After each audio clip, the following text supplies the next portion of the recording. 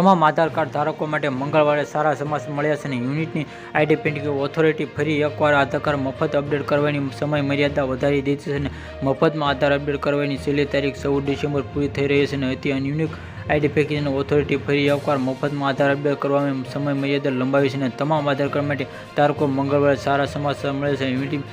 યુનિટની identification authority એકવાર કરવામાં મર્યાદિત સમય દેતી અને મફતમાં આધાર અપડેટ કરવામાં છેલ્લી તારીખ 14 ડિસેમ્બર પૂરી થઈ રહી છે અને આધાર ઓથોરિટી UID57 અપડેટ માટે